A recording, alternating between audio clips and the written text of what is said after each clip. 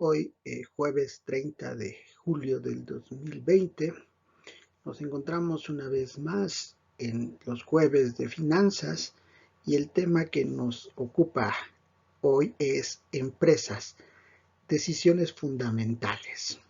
Es importante ver que las empresas tienen que tomar unas decisiones. Su decisión fundamental primaria es la de crear bienes o crear servicios. En este sentido, pues no es la única, sino que tiene que estructurar una planeación estratégica que le permita aplicar el FODA. También es importante señalar que tiene que tomar una decisión de elaborar un presupuesto de capital y tomar la decisión de qué estructura va a tener el capital, es decir, va a tener acciones, va a tener bonos, pues lo vamos a comentar más adelante.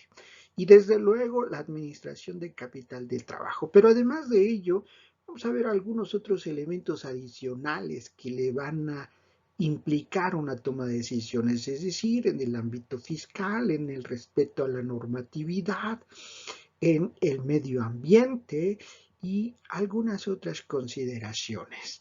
Pero iniciamos. Lo primero que tenemos que entender, y esto ustedes ya lo saben, me pueden buscar como Maestro JC Luna, y este es el 10º video. La primera decisión fundamental es los bienes y servicios. Esa es su función primaria.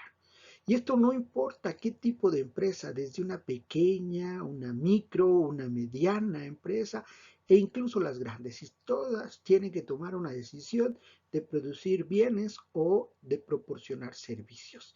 Y lo primero que tienen que hacer para lograrlo, pues es ver qué capital físico van a tener, es decir, qué edificios, qué terrenos, qué maquinaria, qué insumos intermedios para producir finalmente lo que necesitan o lo que deciden vender.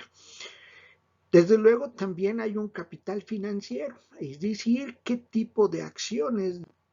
Hay acciones A, acciones B, acciones D, acciones L, acciones T. Hay una gran variedad y además hay acciones A1, A2, AA, cupones, etcétera. Es una gran variedad. De hecho, ustedes pueden buscar otro video de los tipos de acciones que ya elaboré previamente. Y pueden buscarme como Maestro JC Luna. También es importante ver qué tipo de préstamos si van a recurrir para poder comprar el capital físico. Esta es la decisión primaria. Para ello, bueno, vamos a ver cada una de ellas, como se pueden observar. La primera es la planeación estratégica, que no es otra cosa más que el proceso financiero de toma de decisiones. Es decir, se va a evaluar costos, beneficios, pero en el tiempo, es decir, distribuidos en el tiempo. ¿Qué vamos a privilegiar? Una mayor ganancia en el presente para tener en el futuro una mínima ganancia, o vamos a preferir ir teniendo un crecimiento progresivo en nuestras ganancias. Negocio principal, es decir, toda empresa tiene una función primaria, pero lo importante es, y el éxito es, diversificarse. Para ello, entonces, debe de subdividirse o incluso a lo largo de su historia de cambiar radicalmente, incluso al nombre con el cual fue fundada. Y bueno, en este sentido es que no necesariamente el nombre va a corresponder al giro que se tenga. Y desde luego, pues terminar con una aplicación de identificar las fortalezas, las oportunidades, las debilidades y las amenazas que tiene nuestra empresa. La segunda es el proceso de elaboración del presupuesto de capital. Este es fundamental también porque es la suma de proyectos de inversión, es decir, los proyectos de inversión solo son ideas que hay que evaluar y que decidir y cuál vamos a emprender y a ponerla en práctica, pero el proceso de elaboración del presupuesto de capital es la conjunción de todos esos proyectos de inversión. Y para ello, bueno, es elaborar un plan de financiamiento que sea factible para nuestra empresa, que nos permita verdaderamente crecer. Y para ello es muy importante recurrir a una mezcla óptima de recursos. Es decir, una empresa que desea crecer no puede crecer solo con sus recursos propios. Hoy el mundo se gira en base a los financiamientos, es decir, la manera de llegarnos de recursos en el presente para poder trabajar y obtener mayores ganancias que nos permitan ir cubriendo los pagos que correspondan por el financiamiento adquirido. La tercera es la estructura de capital. Aquí, ¿qué tipo de acciones y bonos vamos a tener? Vamos a tener acciones comunes, vamos a tener acciones preferentes, vamos a tener acciones convertibles, vamos a hacer acciones A1, B1 que sean capital fijo o A2 que sean capital variable. Es decir, hay toda una estructura de capital en la cual podemos recurrir. Incluiremos a los funcionarios dentro de la estructura o no como accionistas. Y desde luego bonos y valores convertibles. También la estructura de capital se puede componer de préstamos hipotecarios, de opciones para acciones de empleados, como ya lo comentaba, de arrendamiento financiero, la utilización de arrendamiento financiero para no determinar o no tener tanto de nuestro capital invertido en el capital fijo, sino que tengamos maquinaria y equipo, vehículos nuevos de última generación, pero sin que sean necesariamente nuestros y que sean a través de arrendamiento financiero. Y desde luego, bueno, también utilizar como mecanismo el pasivo de pensiones para poder establecer un crecimiento. Es decir, esto es lo que compondría la estructura del capital. Es decir, con ello estamos también sujetándonos a que se determine en parte el control de la compañía, si recurrimos en mayor medida a acciones o recurrimos en mayor medida a bonos. Recordemos que en las acciones, bueno, ya sea que tengan decisión directa o indirecta en todas las asambleas o en algunas, y en bonos pues solo estarán condicionadas algunas actuaciones, pero no participan directamente en la asamblea de accionistas, pero sí tienen una influencia porque va a depender de la posición del capital que represente.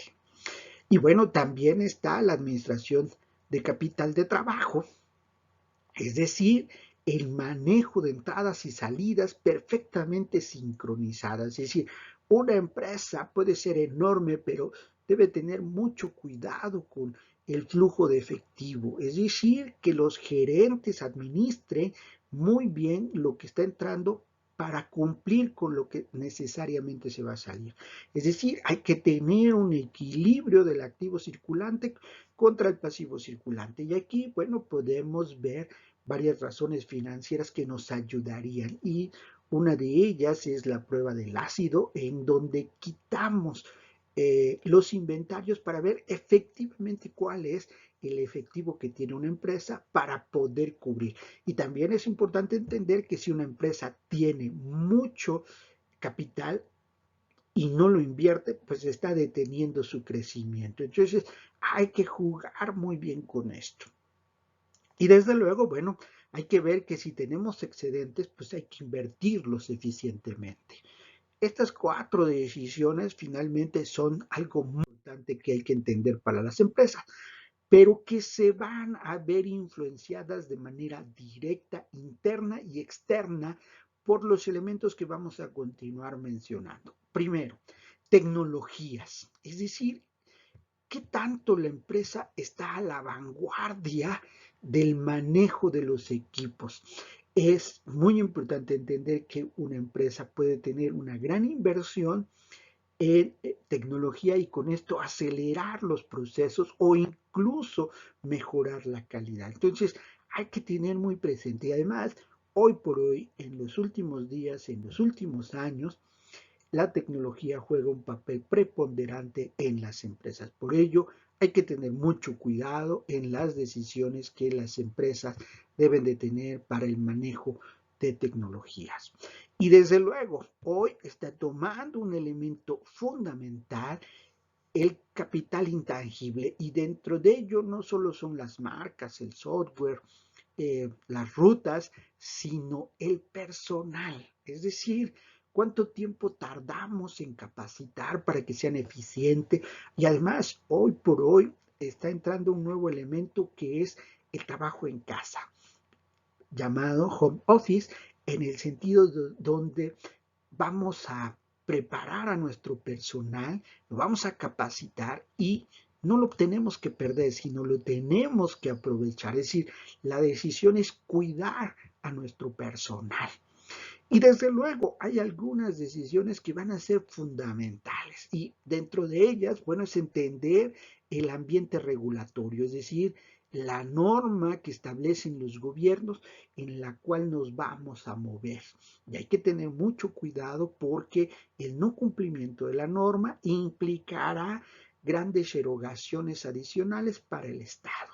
Y dentro de ello es entender muy claramente que tenemos un aspecto fiscal que hay que tener mucho cuidado porque es una parte de la norma en donde debemos de tener perfectamente claro que una parte de la ganancia se va a cubrir los impuestos que el Estado establezca.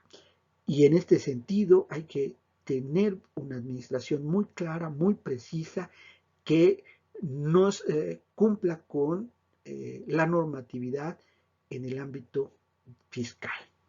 Y desde luego hay un elemento adicional que hoy cada día toma más importancia para las empresas y que es el medio ambiente. Es decir, ahora las empresas tienen que tener un sentido sustentable, aprovechar, sí, bien los recursos, pero aprovecharlos de una manera sustentable que permita para el futuro y para las nuevas generaciones sigan contando con ellos. Y es hoy la empresa, muy importante que lo sea, para poder tener el respaldo, tener el reconocimiento de la propia sociedad.